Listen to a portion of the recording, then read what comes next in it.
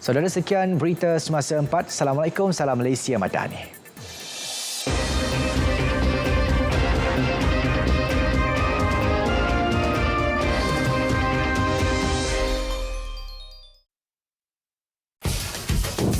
Puasa tetap puasa, lapar haus simpan saja, mulut jaga, mata jaga, hati cari redanya. Puasa tetap puasa, dari dulu sama rasa, zaman berzaman berbeza cara, niat tidak ada tetap sama. Ramadan datang lagi, bulan kasih, bulan janji.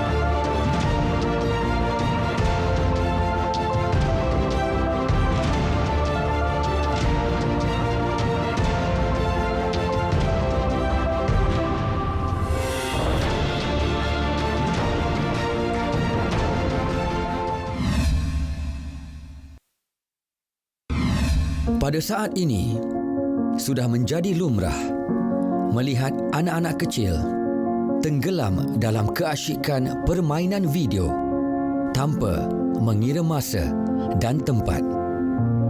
Keadaan menjadi semakin rumit apabila trend memiliki media sosial semakin menular dalam kalangan kanak-kanak seawal usia sekolah rendah. Kanak-kanak zaman moden lebih banyak menghabiskan masa merenung paparan peranti digital berbanding permainan aktif di luar rumah. Senario ini kadangkala tidak dapat dielakkan memandangkan sebahagian ibu bapa berasa lebih selamat melihat anak-anak mereka sentiasa berada di depan mata.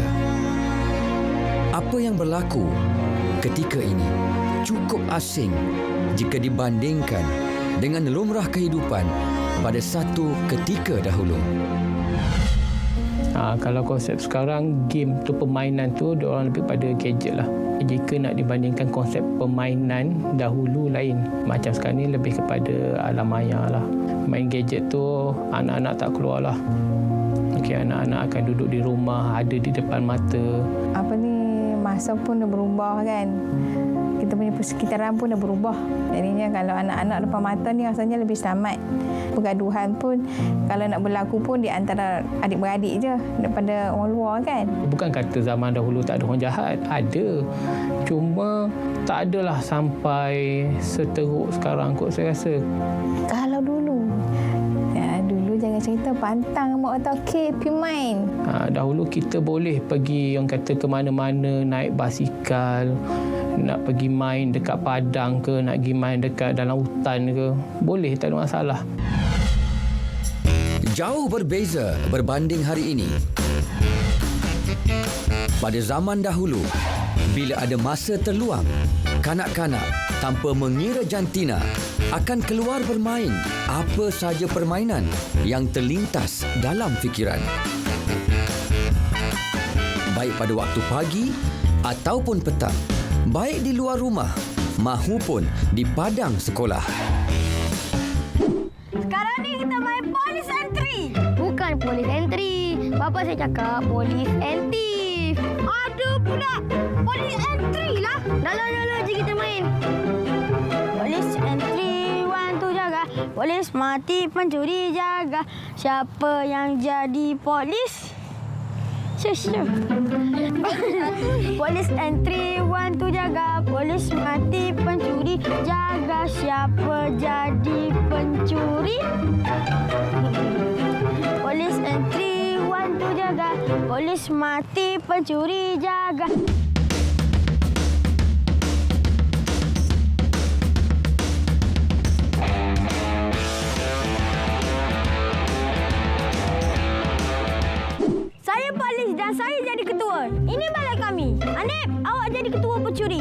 Mari kita main. 1, 2, 3, 4, 5, 6, 7, 8, 9.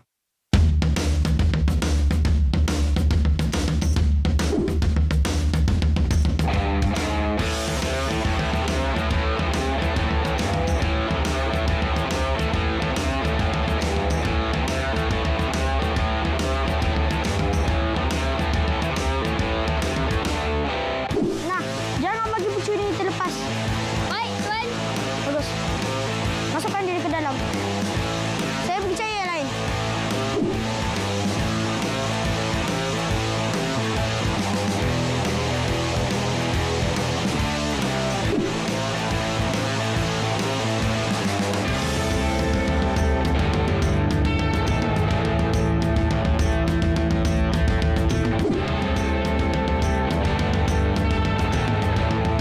Mana pencuri?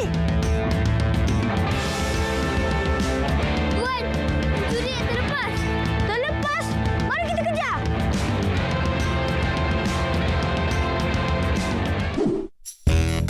Polis Sentry atau sebetulnya Police and Thief yang bermaksud polis dan pencuri merupakan sejenis permainan kejar-mengejar di antara dua kumpulan. Penentuan siapa menjadi polis dan pencuri dilakukan menerusi aturan ritma nyanyian pendek. Selepas kiraan 10, kumpulan polis akan mengejar kumpulan pencuri yang lari ketika kiraan bermula. Pencuri yang berjaya ditangkap ditempatkan dalam tahanan polis dan tidak boleh melarikan diri, melainkan diselamatkan oleh pencuri lain menerusi sentuhan fizikal pada tubuhnya. Polis tentri orang tu jaga. Polis mati, pencuri jaga. Oh, itu dulu kan. Yang saya ingat kita menggunakan istilah police entry. Maksudnya ada kelompok polis dan kelompok penjahat. Dulu lelaki dengan perempuan kita main memang tak ada apa-apa pun. Asal nak cukupkan korum tu, nak cukupkan orang memang main je lah. Tak ada masalah pun.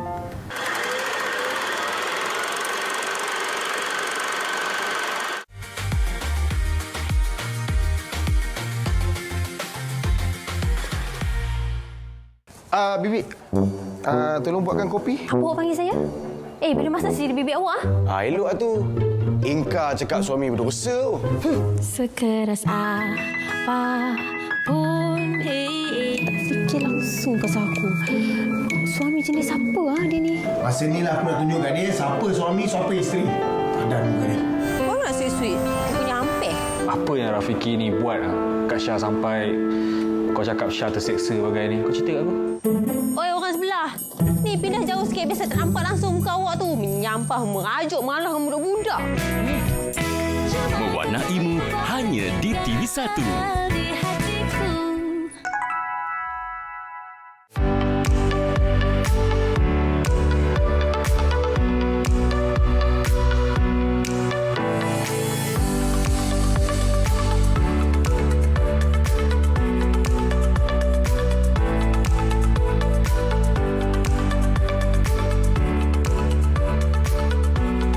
Inilah kopi ekonomi.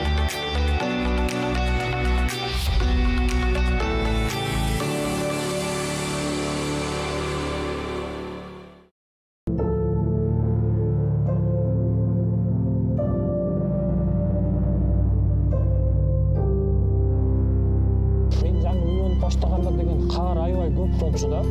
құлындарды тың болады қарда туып ешітіп кете береді қарда деле өзі тиіп жерді ашып ичишип оттой береді Малдың көптігі ғой деймін. Мынау климатта алмашылған ошол себептен ғой деп коебуз да. My journey, my own homage to water ends here.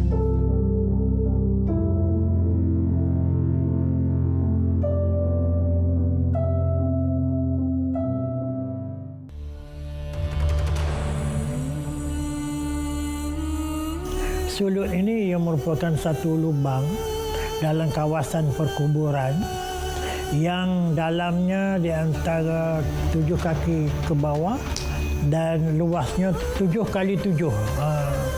Dan di tengah-tengah itu ada tempat lahat. Dia mengikut tarikat-tarikat. Satu tarikat Ahmadiyah, tarikat Naqsyabandi, tarikat Naqsyabandiyah, antara tarikat-tarikat yang ada dekat Malaysia ni lah. Cuma tarikat Naqsyabandi je dia memerlukan bersuluk. Jadi bila dia memerlukan bersuluk, saya rasa dia bukan satu amalan yang salah. Selamat menyambut Ramadan Al-Mubarak. Puasa tetap puasa. Hanya di TV1.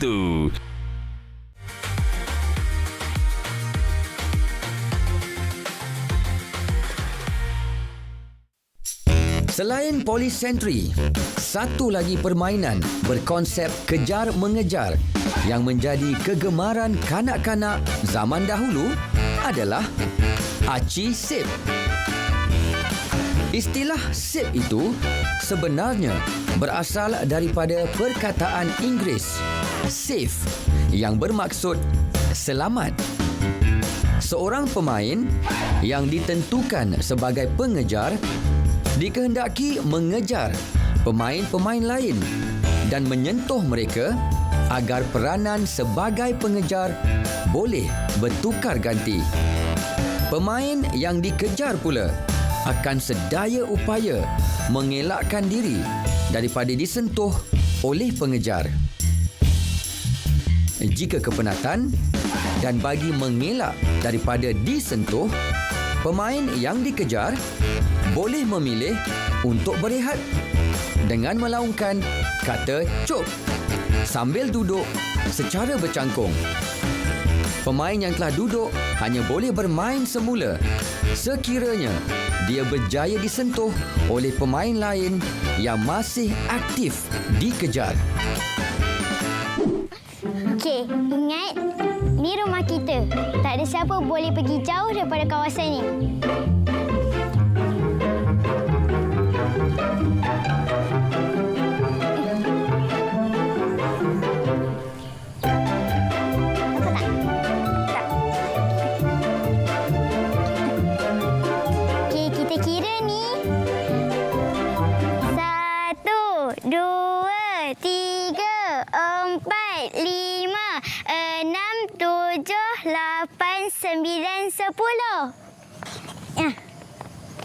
Atan, Sarip, Intan, kita datang ni.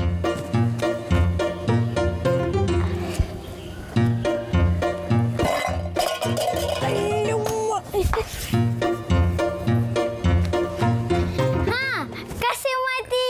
Aduh. Kasim, mana dia orang?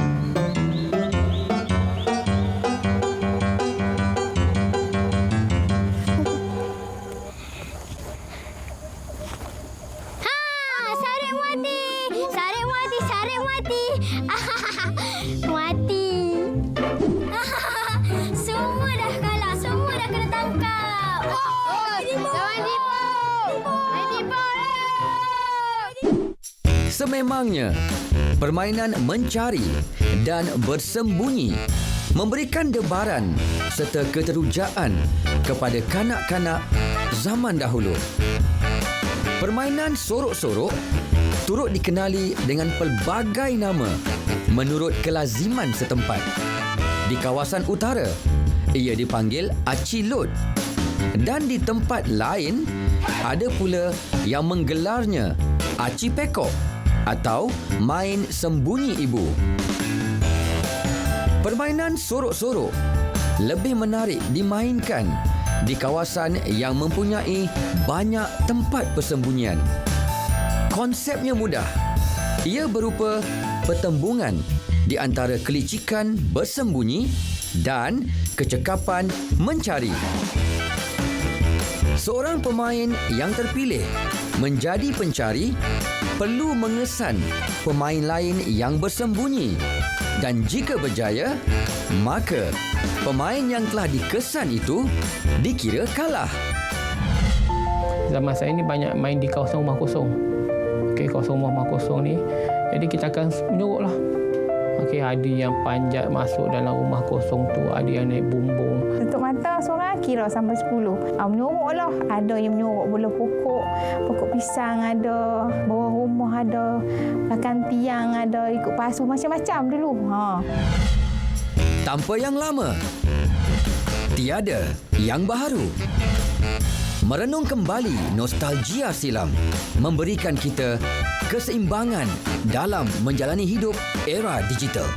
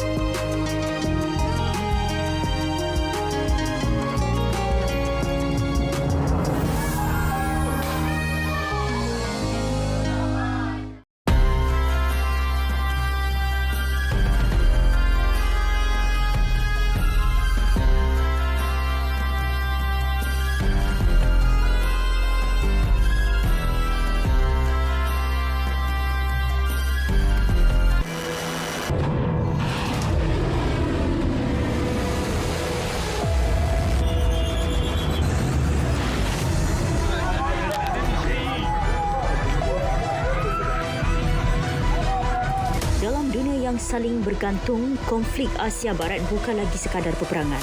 Ia adalah gelombang ekonomi yang berpotensi mempengaruhi pasaran, mendorong tekanan harga dan menguji daya tahan ekonomi global. Apa berlaku apabila aliran tenaga dunia terganggu? Bagaimana harga minyak, pasaran saham dan ekonomi Malaysia menerima tempiasnya? Perbincangannya dalam Bis Malaysia petang ini.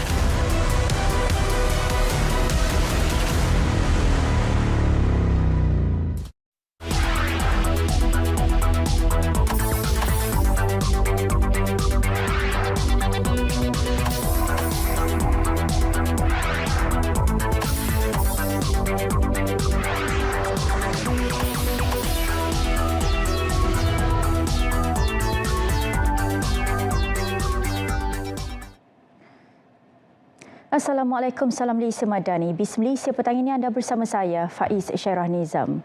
Saudara, ketegangan di Asia Barat kini mula diterjemahkan secara langsung dalam pergerakan pasaran global khususnya tenaga dunia. Harga minyak melonjak melepasi paras $80 Amerika setung pada awal dagangan pagi tadi, didorong kebimbangan pelabur susulan serangan Amerika Syarikat dan Israel terhadap Iran. Sentimen risiko yang meningkat turut menyaksikan pasaran kewangan global bergerak lebih berhati-hati dengan pelabur menilai potensi gangguan bekalan tenaga. Susulan pergolakan serantau itu, pengangkutan maritim kini terancam di Selat Hormuz, laluan yang mengendalikan kira-kira 20% bekalan minyak global. Situasi ini dijangka memberi kesan ketara kepada perdagangan antarabangsa, khususnya dalam sektor tenaga dan logistik global. Lonjakan harga tenaga berpotensi memberi kesan rantaian yang lebih luas kepada kos pengangkutan, pengeluaran industri dan harga makanan. Perkembangan ini sekaligus meningkatkan tekanan inflasi global ketika ekonomi dunia masih berdepan ketidaktentuan. Konflik Asia Barat menilai impak ekonomi global. Kupasan menyeluruh mengenai isu ini akan kita bincangkan bersama panel undangan sebentar lagi. Sebelum itu, kita ikuti dahulu respons BIS untuk topik perbincangan hari ini.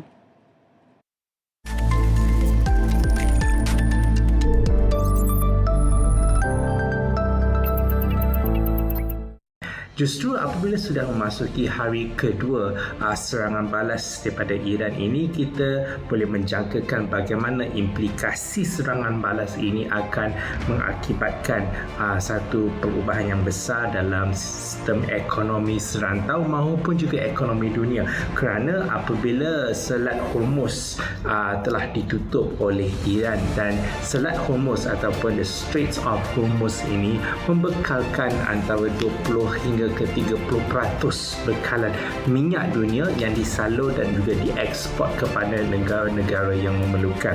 Jadi kalau kita lihat bekalan minyak daripada Arab Saudi dan juga UAE ini dan juga Iran disekat di area Selat Hormuz ini, kita akan menyaksikan kekurangan bekalan tenaga khususnya minyak dan petrol kepada negara-negara yang memerlukan. Antara negara yang memerlukan bekalan minyak daripada Selat Hormuz ini adalah negara China, Jepun dan negara yang terletak di sebelah Asia maupun Asia Tenggara. Dan ini akan mengakibatkan kekurangan minyak yang secara ketara. Kekurangan minyak ataupun bekalan tenaga secara ketara ini akan mengakibatkan inflasi minyak global. Kenaikan yang begitu ketara ataupun inflasi ini sebenarnya akan mengakibatkan sistem rantaian pembekalan dan perkhidmatan juga terjejas dengan sepenuhnya.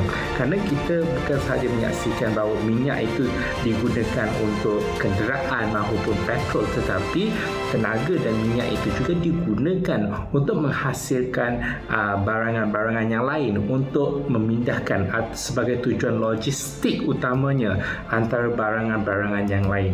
Dan kesannya akan dirasakan oleh end user ataupun pembeli akhir di kalangan rakyat apabila kita masih memerlukan barangan-barangan import daripada negara-negara sebelah Asia. Dan ini adalah sebenarnya yang akan kita jangkakan berlaku, bahawa inflasi minyak ini akan juga dirasai bersama dengan inflasi dengan barangan dan juga sistem perkhidmatan yang lain.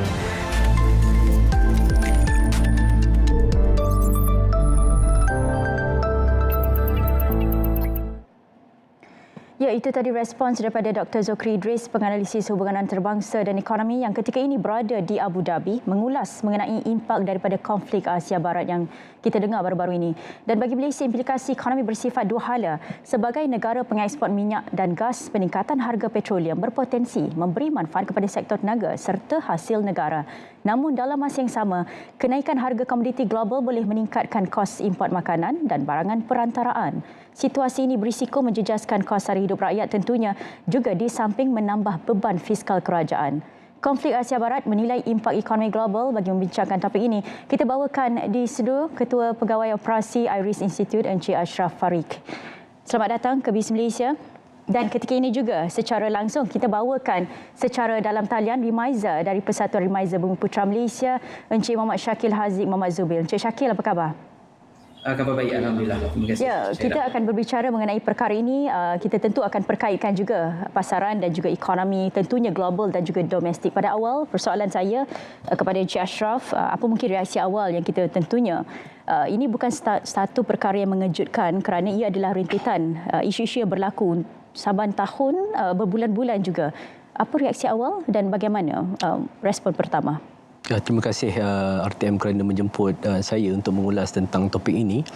Dan reaksi awal masyarakat dunia sudah tentu mereka menjangkakan serangan yang akan dilakukan oleh Amerika Syarikat terhadap Iran ini kerana Trump telah mengumumkan beberapa bulan yang lalu untuk menyerang Iran, dan cuma yang menyebabkan masyarakat dunia tertanya-tanya mengapakah Amerika Syarikat menyerang ketika proses rundingan nuklear itu sedang berjalan. Dan kita lihat proses itu sendiri sedang berjalan dalam keadaan yang baik, dan Iran pun dikatakan telah cuba untuk memenuhi tuntutan yang diberikan oleh Amerika Syarikat. Tetapi malangnya pada 28 hari bulan, Israel telah menyerang Iran dan membunuh kepimpinan tertinggi Iran iaitu Ayatollah Ali Khamenei. Dan ini sudah tentu menimbulkan risiko dan tindak balas yang bersifat regional dan berisiko untuk membawa kepada perang serantau di Timur Tengah. Ketika ini masih belum memahami apa tuntutan yang diperlukan, yang dimahukan Amerika Syarikat dan juga Israel, kerana tentunya pada ketika perbincangan berkaitan kuasa nuklear dan sebagainya berlaku juga kita kira satu situasi yang optimis yang dikemaskini oleh Menteri Luar Oman ketika itu. Berkaitan dengan pasaran tentunya untuk kita kongsikan bersama Encik Syakil, mungkin boleh kongsikan apa mungkin tindak balas dan reaksi awal pasaran ketika konflik ini berlaku sejak 28 Februari baru-baru ini, Encik Syakil. Ya, baik Cik Syaira. Kalau kita lihat apa yang kita boleh katakan pasaran sekarang, kita boleh katakan menunjukkan kita panggil sebagai reaksi risk off lah. Dan kalau kita tengok, pertama sekali kita nak bercakap tentang harga minyak di mana kalau kita lihat harga minyak telah melonjak serta-merta apabila berlakunya kejadian yang berlaku di Iran ini. Kalau kita lihat Brent hampir mencecah $82 setong, dan kita lihat WTI mencecah hampir sekitar $75 setong. Dan lonjakan ini sebenarnya didorong oleh kerisauan terhadap laluan tenaga yang paling kritikal di dunia, iaitu yang kita katakan tadi berkenaan dengan Selat Hormuz. Dan kalau kita tahu, laluan ini mengendalikan kira-kira 20% perdagangan minyak global dan hampir lebih 20% LNG dunia. Yang jadi walaupun berlaku gangguan fizikal besar, premium risiko sudah dimasukkan ke dalam harga lah. Dan kalau kita tengok daripada segi kedua, dari segi mata wang, kita bercakap daripada segi mata wang, pertama sekali kita lihat dolar Amerika Syarikat mengukuh sedikit. Ini berikutan kita katakan US dollar sebagai satu aset yang selamat. Jadi kebanyakan daripada pelabur-pelabur ini akan mengambil langkah yang lebih selamat, di mana mereka akan membeli US dollar lah Amerika Syarikat, dan sudah pasti memberi sedikit kesan kepada ringgit Malaysia. Dan kalau kita lihat juga daripada segi pasaran saham, bursa Malaysia kita setakat pagi tadi tengah hari dibuka agak rendah, turun lebih kurang 17 mata di bawah paras 1699, iaitu melepasi paras psikologi 1700. Namun kalau kita tengok juga sektor-sektor di bursa Malaysia, terutamanya sektor berkaitan dengan tenaga iaitu minyak dan sebagainya, kita lihat melonjak hampir 3%. Walaupun FMKHI menunjukkan satu penurunan yang ketara, tetapi sektor tenaga menunjukkan kenaikan yang agak merangsangkan lah, lebih naik lebih kurang 3%, kerana diyakini menerima manfaat lah daripada peningkatan daripada harga minyak berikutan daripada apa yang sedang berlaku di Iran dan sebagainya. Kemudian saya boleh simpulkan daripada segi apa yang kita lihat sekarang ni adalah lebih kepada kejutan, volatility yang kita katakan berlangsung dalam jangka masa pendek. Ini saya boleh kongsikan sedikit, Encik Syahira. Baik, terima kasih Encik Syakil. Kerana kita memahami juga berkenaan dengan perkara ini, ia mengganggu bukan sahaja ekonomi global tentunya. Kita sebagai negara membangun tentunya mahukan kemaskini yang jelas persediaan, kerana kita juga menunggu bagaimana pasaran, bagaimana harga ringgit dan sebagainya. Melihat kepada perkara ini, dari pandangan Encik Ashraf, apa mungkin jangkaan yang berlaku untuk jangka pendek ini yang boleh kita teliti ketika ini secara ringkas?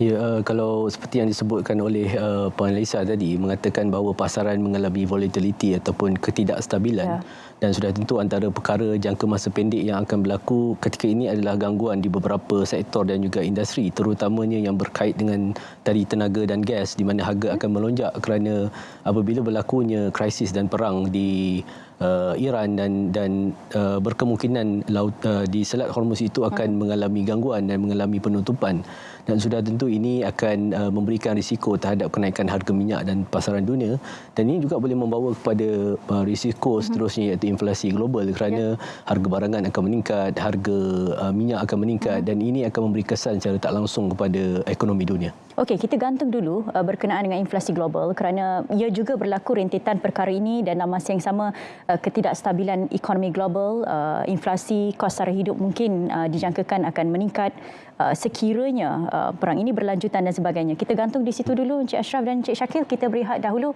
Kita akan kembali selepas ini dalam BIS Malaysia.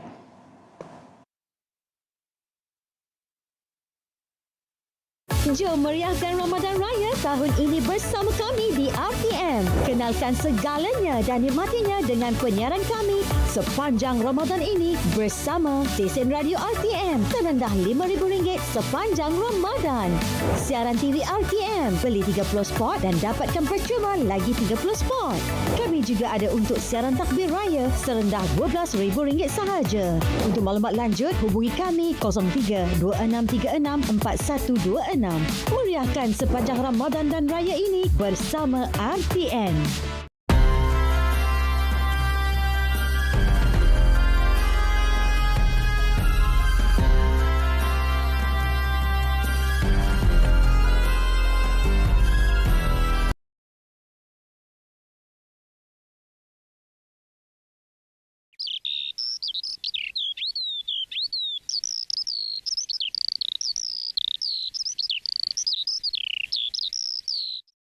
Allahu Akbar, Allahu Akbar, Allahu Akbar, Allahu Akbar.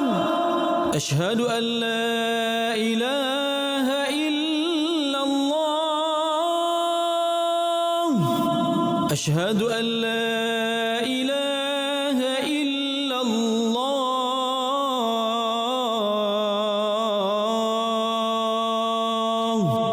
أشهد أن محمدًا رسول الله.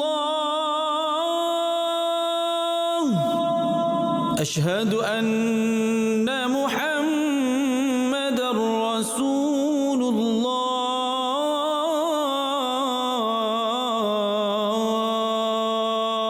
الله. حي على الصلاة.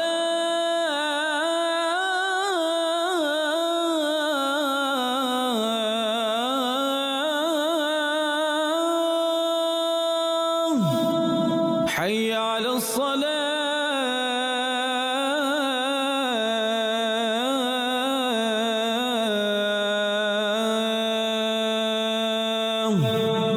حي على الفلاح.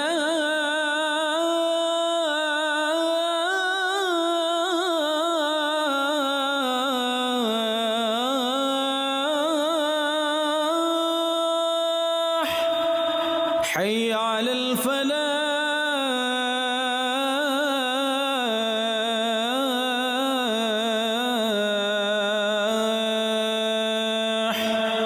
Allahu Akbar, Allahu Akbar. La ilaha illallah.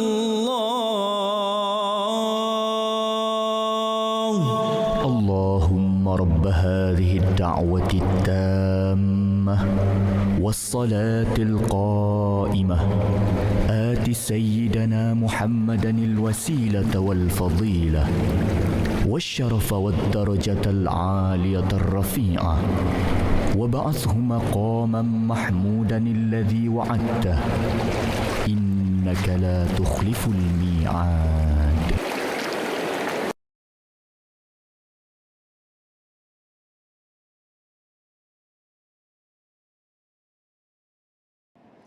Ya, masih berbicara mengenai konflik Asia Barat menilai impak ekonomi global. Di studio kita bersama Ketua Pegawai Operasi Iris Institute, Encik Ashraf Farik. Pada awal telah pun kita menilai apa yang berlaku, apa reaksi awal dengan rentetan daripada yang berlaku di Perang Asia Barat. Melihat kepada perkara ini, tadi telah pun kita gantung berkenaan dengan inflasi global. Disebabkan Malaysia merupakan negara membangun, kita juga merujuk kepada inflasi global, membawa maksud kepada bagaimana ini juga akan memberi satu gambaran besar kepada kos sara hidup rakyat dan sebagainya. Mungkin secara awal apa yang akan berlaku secara jangka pendek tentunya secara global dan domestik?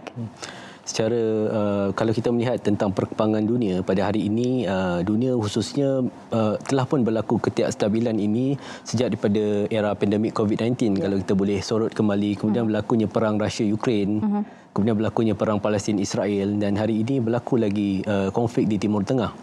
Cuma yang menjadi perbezaan kali ini adalah kerana Amerika Syarikat masuk secara langsung dan mereka menyerang Iran, salah satu the largest producer minyak di dunia lah.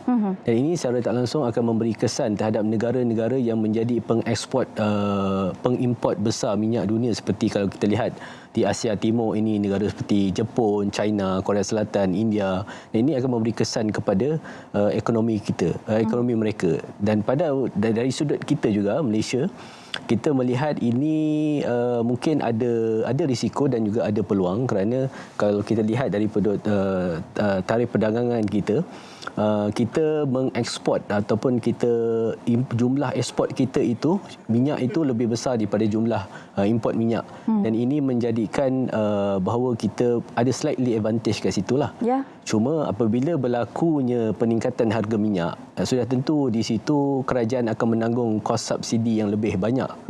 Dan dijangkakan kerajaan jika harga itu pergi kepada $100 per barrel, kerajaan akan menanggung 1.5 bilion USD tambahan untuk subsidi. Dan walau bagaimanapun kita tahu pendapatan Petronas akan meningkat, dan ini juga akan memberikan kolateral lah. Maksudnya di situ mungkin ada kebaikannya, tapi ada juga implikasi yang harus ditanggung oleh kerajaan. Okey, awal pagi tadi ringgit dibuka sedikit rendah dan Bursa Malaysia dalam keadaan berhati-hati melihat kepada perkara ini. Mungkin kita dapatkan komen daripada Encik Syakil, apa mungkin kesan pasaran saham serantau Asia, kerana ia termasuk juga sektor yang sensitif terhadap ketegangan geopolitik, iaitu sektor tenaga, penerbangan dan juga logistik. Encik Syakil.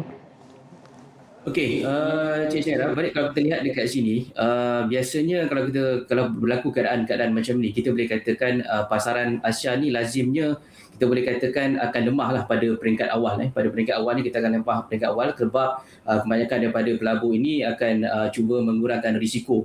Jadi biasanya pada awal memang kita akan nampak lemah dan dia akan kembali stabil semula dalam keadaan macam inilah.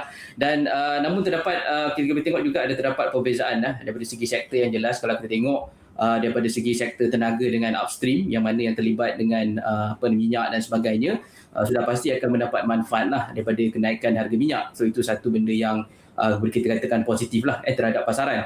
Yang kedua, kita tengok di Malaysia sebagai contohnya, selain daripada syarikat minyak, kita juga ada syarikat-syarikat perkapalan yang mana juga mereka ni juga berpotensi mendapat manfaat lah daripada peningkatan permintaan kapal-kapal tangki ni. Ini juga satu kesan yang kita kata ada kesan yang positif yang kita boleh nampak dekat situ. Tetapi di sebalik itu, kalau kita tengok kesan ekoran daripada sektor penerbangan, mereka ni akan terjejas sikit kerana sudah pasti harga minyak naik, jadi mereka terpaksa tanggung kos yang lebih tinggi. Itu yang pertama.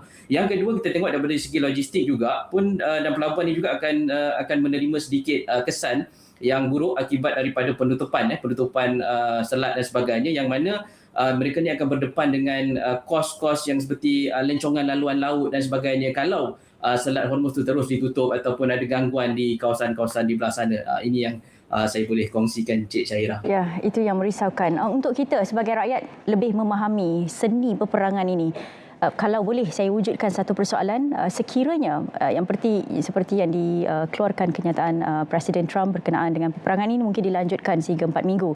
Sekiranya ia berlanjutan, di mana pihak yang untung, di mana pihak yang rugi dan di mana Malaysia bersedia ke arah gambaran yang diberikan Presiden Trump ini?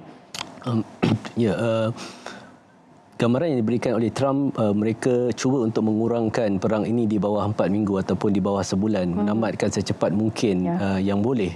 Dan kebanyakannya objektif peperangan sama ada Israel dan juga Amerika Syarikat, mereka hendak menghabiskan perang ini secepat yang mungkin kerana kos untuk mengoperasikan perang ini sangat besar bagi kedua-dua belah pihak. Dan kita sekarang ini melihat di Israel sendiri, mereka menghadapi tekanan ekonomi kerana mereka telah hampir 2-3 tahun terlibat dalam perang. Manakala di pihak Amerika Syarikat pula, mereka telah menanggung kos yang besar kerana mereka menggerakkan keseluruhan aset mereka, ketenteraan mereka ke Timur Tengah. Dan ini sebenarnya berisiko untuk menyebabkan Amerika dan Israel, jika perang ini berlanjutan, akan memakan wang dan juga mereka punya kapasiti. Tetapi di pihak Iran, di mana strategi peperangan yang lebih bersifat campuran hybrid antara objektif konvensional dan juga moden, dan kita boleh lihat dekat situ bagaimana Iran akan cuba untuk menangguhkan perang ini, delaying method, dan cuba untuk mengheret Amerika dan Israel ke tempoh yang lebih panjang. Dan jika ini berjaya dilakukan, sudah tentu Iran akan mendapat slightly advantage di situ. Tetapi persoalannya di sini, adakah Iran mampu dalam fasa awal ini untuk menghadapi serangan yang saya kira pada hari pertama hampir 500 serangan, bom telah dilancarkan, 200 kapal terbang melalui ruang udara Iran dan menghentam Iran. Jadinya adakah Iran memiliki kapasiti itu untuk bertahan, boleh dikatakan berseorangan, kerana dia telah dikepung oleh Israel dan juga Amerika Syarikat. So dekat sini persoalan di situ. Dan untuk rakyat Malaysia pula, bagaimana untuk menghadapi perkara tersebut. Saya tertarik dengan beberapa negara yang menghadapi masalah minyak ini, mereka mewujudkan strategic petroleum reserve. Seperti contoh di China, di China mereka mewujudkan 120 hari reserve petroleum sekiranya menghadapi peperangan ataupun menghadapi krisis, kerana kita tahu China ini pengimport minyak yang terbesar daripada Timur Tengah, dan Iran ini mengeksport 80% minyak mentah ke China, dan sekiranya apa-apa berlaku terhadap Iran sudah tentu memberikan impak kepada China.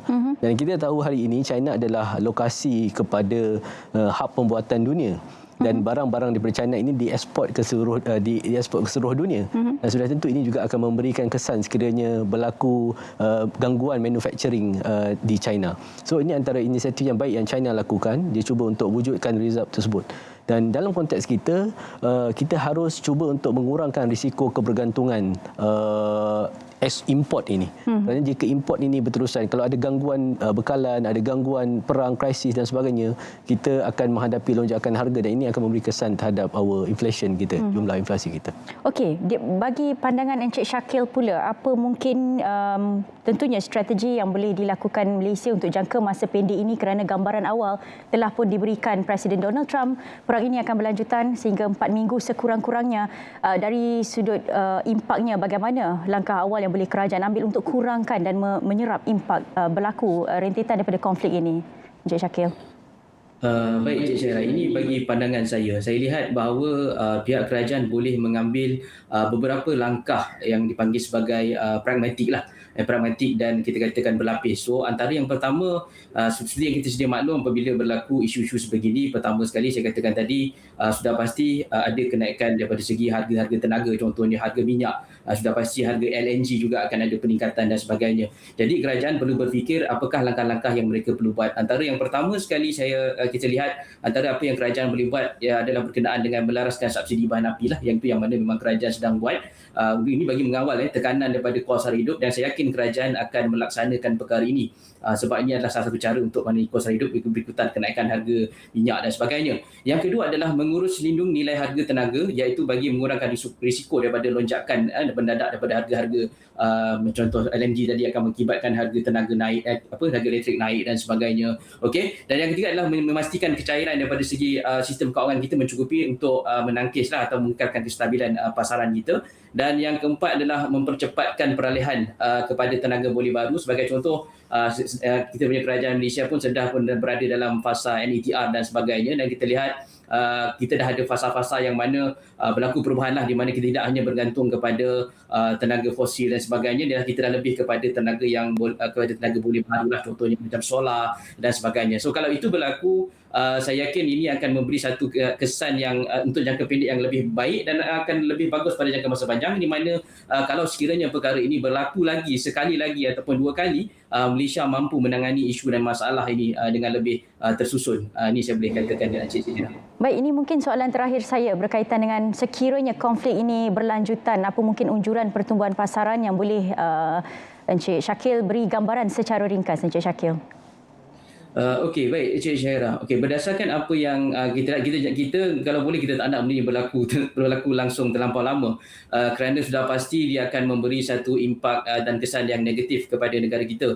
Kalau kita lihat jika konflik ini berlarutan, kalau kita berdasarkan apa yang penganalisa mengatakan bahawa pertumbuhan global boleh diturunkan sekitar 0.3 hingga 0.7 mata peratus. Itu satu angka yang saya rasa agak besar juga kalau berlaku benda ni berlaku dengan panjang lah. Dan sudah pasti negara yang paling terkesan adalah yang mengimport tenaga utama lah, contohnya macam dekat Asia dan Eropah. Sudah pasti Malaysia pun juga akan terkesan. So kita lihat juga sektor-sektor yang pasti akan mengalami terjejas adalah antaranya seperti macam saya katakan tadi, penerbangan, industri berat, kimia dan perbuatan lah. Ini yang saya boleh kongsikan. Baik, terima kasih Encik Shakil untuk perkongsian yang ringkas itu. Terima kasih kita ucapkan kepada Encik Shakil. Di studio Encik Ashraf, kita nak juga tahu gambaran dari segi perkara ini, kesannya kepada ekonomi tentunya domestik dan sektor-sektor yang mungkin boleh meneliti impaknya kepada konflik ini.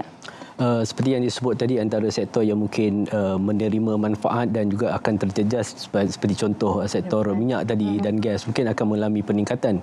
Tetapi wujud juga sektor-sektor yang lain yang berisiko mengalami gangguan seperti sektor penerbangan dan tourism. Kita tahu sekarang ni dah masuk musim orang ramai pergi ke umrah, pergi nanti lepas ni pergi ke haji. Sekiranya perang ini berterusan, bagaimana nanti untuk umrah dan haji, berapa banyak penerbangan yang dah dibatalkan sekarang ini. So ini antara perkara-perkara yang perlu diberikan perhatian. Selain itu, kalau kita tengok sektor seperti perkapalan, logistik, bagaimana mereka sektor ini kalau sekiranya berlaku penutupan Selat Hormuz, mereka akan menambahkan jumlah perjalanan, dan ini akan memberikan risiko kerana kita lihat syarikat perkapalan besar dunia seperti Maersk telah menutup, telah merirut jalan dan tidak melalui Selat Hormuz kerana bimbang akan risiko keselamatan yang berlaku.